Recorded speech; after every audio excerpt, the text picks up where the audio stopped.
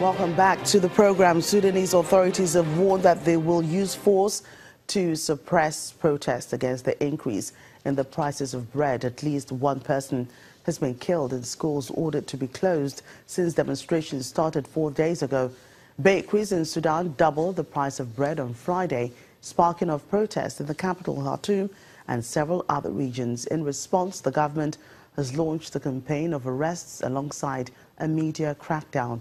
Bread prices doubled from 7 US cents to 14 after the government raised the price of flour by nearly 300%. Meanwhile, the opposition has continued to encourage people to go to the streets in protest until the price is brought down. Meanwhile, Sudan has renewed a complaint at the United Nations demanding Egypt hand over control of the Haleb border territory. According to the Foreign Ministry, relations between Egypt and Sudan have been soured in recent months by disputes over the ownership of the triangle and over the broader issue of use of water from the River Nile that passes through their territories. But the ministry did not say what action it wanted the United Nations to take, if any. In 2016, Egypt rejected a request from Khartoum to enter negotiations to determine sovereignty over the triangle or to seek international arbitration. Just last week, Sudan recalled its ambassador from its northern neighbor for consultations. A Ugandan bishop has helped save over 100 people from fighting and abduction as South Sudan's war spiraled into ethnic cleansing there.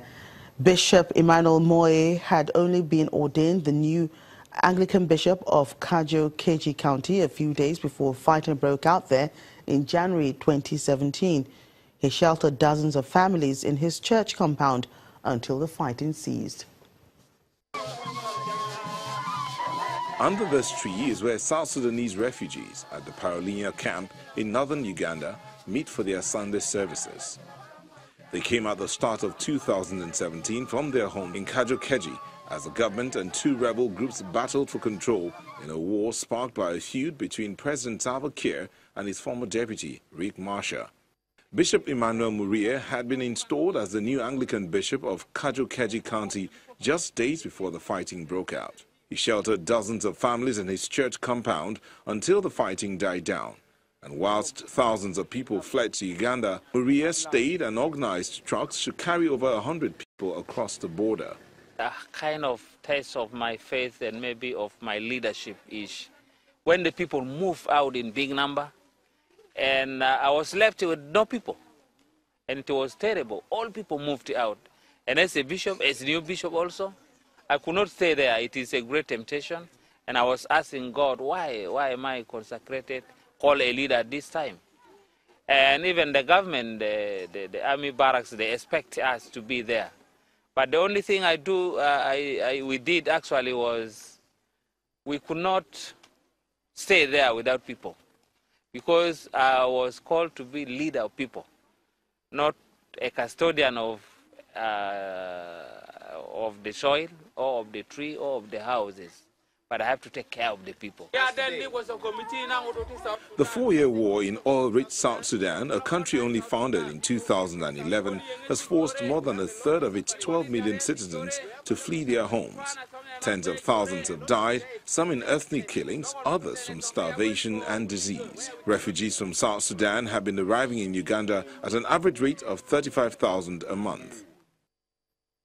As numbers grow, the UN Refugee Agency and the World Food Programme said last year that they are millions of dollars short of funding to help refugees.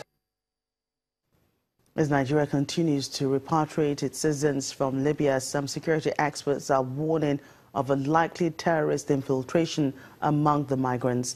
President of the Association of Industrial Security and Safety Operations of Nigeria, Dr. Ona Ehomu, says the federal government needs to ensure proper vetting and documentation of the returnees from Libya before releasing them to society. He further states that given the threat of infiltration into Nigeria of ISIS fighters, it's prudent to carefully prove the identity of each of the returnees before letting them go.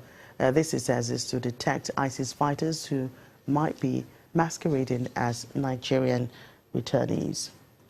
Well, he shares more of his thoughts on this matter. Dr. Ehomu joins us now on the program. Thank you for your time and welcome. Tell us how possible it is that ISIS can infiltrate those migrants returning from Libya.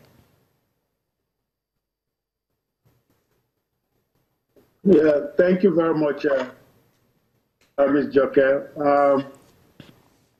We have seen ISIS display the principle of maximum variability. That means they can adopt any form. Now, we know that there's a threat of where ISIS has put Nigeria on notice for a while that they're interested in us. If you remember, ISIS appointed a new leader for Boko Haram, which is Abu Musab al-Banawi, sometime in August of 2015 or so. Now, ISIS is interested in Nigeria. ISIS has been running operations in Africa generally, which has been well studied and documented. And now, with the decline of ISIS in Libya and their loss of their real estate around the world in Syria, in Iraq, we know that they are going to show up in other forms elsewhere. And certainly, since they almost have a staging base in Nigeria, that means perhaps this might be a natural calling point for them.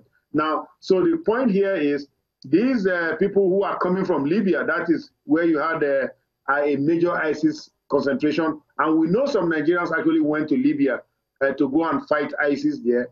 How do we tell which of them is not or isn't an ISIS agent? That is why, out of abundance of caution, we are calling for screening of these people that are coming back, because you really ought to know.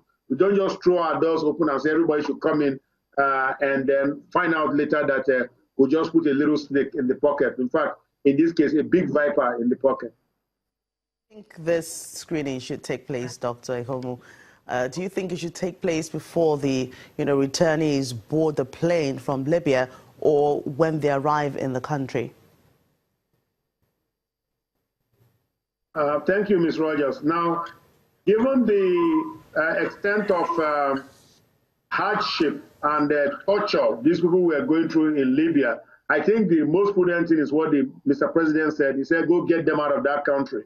Now, we have gotten them out, and that is a humanitarian gesture.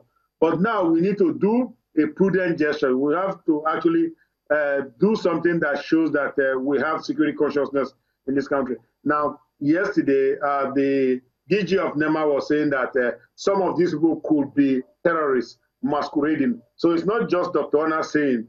Some of these people has been acknowledged by some of the authorities could in fact be terrorists saying. Now, today I heard from a government official saying that they probably are doing some of these things. But please, for goodness sake, let us know, let Nigerians know what you are doing so that we can have some confidence that in fact the right thing is being done. Because if we all think the right thing is being done and it's not being done, then perhaps somebody might drop the ball somewhere and it will become a difficulty for all Nigerians. So it's out of abundance of caution that we are saying that this should be done. But it should be done here in Nigeria. That's why we are saying they should be held in that reception center in Port Harcourt. They should be screened, and after the screening, they can be released to the society. Right. Thank you so much for that. President of the Association of Industrial Security and Safety Operators of Nigeria, Dr. Ona Ehomu.